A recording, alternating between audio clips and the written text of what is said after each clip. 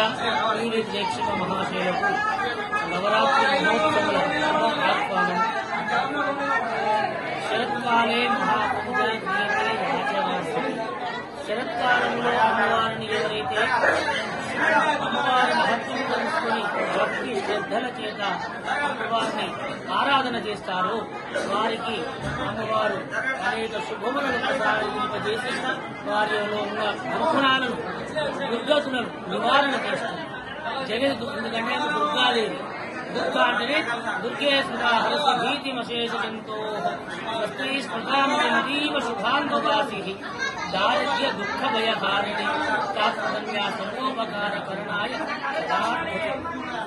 ఆకృతతో అమ్మవారు ఆమెను మనం ప్రార్థించినట్లయితే దుర్గే దుర్గే దుర్గే అంటే సమస్త దుఃఖములను దరిద్రమును దుర్గతులను అంటే రాబోయే కాలంలో సంభవించే దుర్గతులను అమ్మవారు నిలువరింపజేస్తుంది. వాటి నుంచి వాళ్ళని విముక్తులను చేస్తుంది. ఆయుష్ ఆరోగ్యం ఐశ్వర్యం ప్రసాదింపజేస్తుంది. అందులో విశేషించి మహర్షులు అంటే మునీశ్వరులు అందరూ కూడా దార్శనికులు. మానవులు కలియుగంలో అనేక కష్టాలు పడతారని ముందే గ్రహించి ఈ లోకమంతా సస్యశ్యామలముగా ఎప్పుడూ ఉండాలి, రాక్షసత్వం నశించాలి, మానవ బుద్ధి ఎప్పుడు కూడా భగవతత్వంతో నిండి ఉండాలి, భగవంతుని ఎప్పుడు కూడా ఆరాధిస్తూ ఆ భగవంతుని నామస్మరణ మానవులు చేయాలి అని వారు మనకు అనేకమైన పూజలను వ్రతాలను నవరాత్రులను అందజేసినారు. అందులో ఇప్పుడు శరత్కాలంలో శరశ్చంద్రుడు అంటారు. శరశ్చంద్రుడు తెల్లని మబ్బుల మధ్య వికాసముగా మనోహరముగా సుందరముగా కనిపిస్తూ ఉంటారు.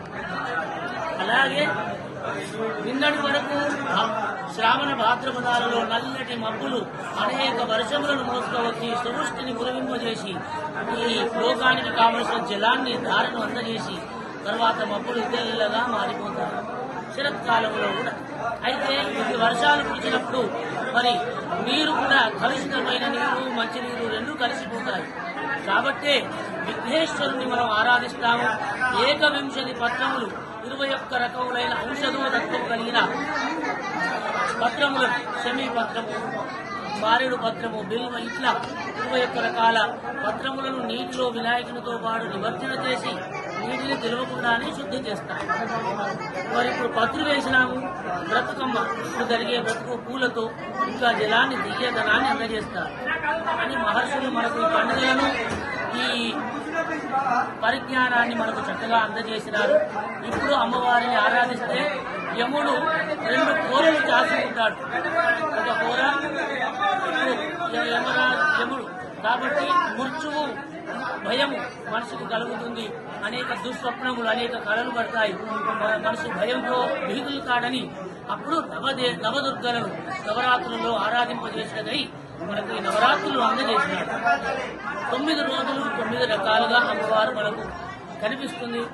ప్రథమం శైలపుత్రీజ, ద్వితీయం బ్రహ్మచారిణి, తృతీయం చంద్రఘంటేతి, కూష్మాండేతి చతుర్ధకం, పంచమం స్కందమాచేతి, షష్టం కాత్యాయనేతి చ, సప్తమం కాళరాత్రీతి, మహాగౌరీతి, అష్టమం నవమం సిద్ధిదాత్రీ చ, నవదుర్గా ప్రకీర్తిత. అమ్మవారు వివిధంగా 9 రూపాలలో 9 విధములైన అర్చనల చేత 9 గుణములను మనకు శుభాలను అందజేసినట్టు నవదుర్గాలుగా మనకు దర్శనమిస్తుంది. ఇప్పుడు మనము భద్రకాళి అమ్మవారి సన్నిధిలో ఉన్నాము. భద్రకాళి అమ్మవారు అంటేనే బ్రహ్మ విష్ణు శివాత్మికాం త్రికాల జ్ఞాన సంపన్నాం నమామి భువనేశ్వరి.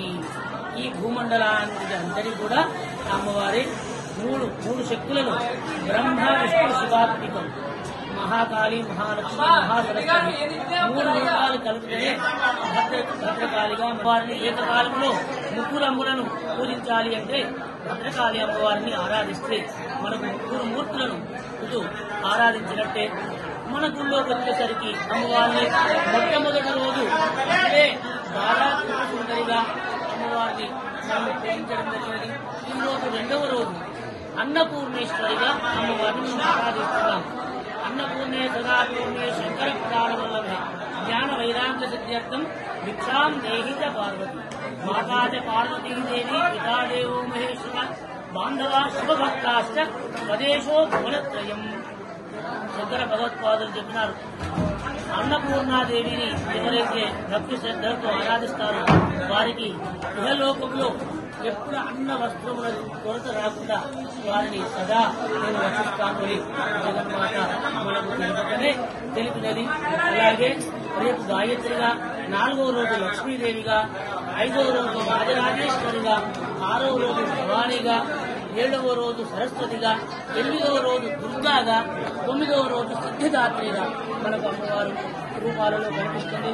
నవరాత్రుల్లో అమ్మవారిని ఏ విధంగా ఆరాధించినా భద్రకాళి శరణమ్మ, దుర్గాదేవి శరణమ్మ అనే నవాక్షర మంత్రము ఉపాసన చేసినట్లయితే మనకు శుభాలు కలుగుతుంది. భద్రకాళి శరణమ్మ.